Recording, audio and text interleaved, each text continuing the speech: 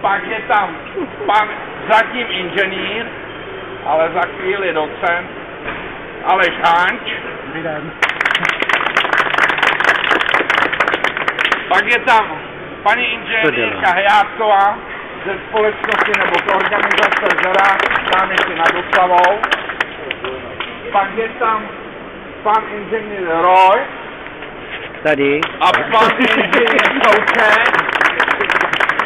Oba dva výzkumného ústavu zemědělské techniky v Praze v Ruzyni. A nakonec je tam paní inženýrka Valentová z firmy Fabia.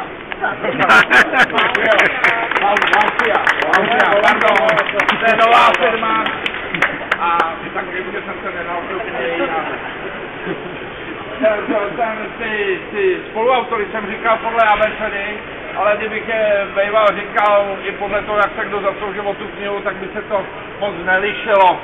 Ale nicméně všem autorům, a tu se podíleli hodně, a tu se podíleli málo, bych rád poděkoval. Vážení spoluautoři, moc děkuji.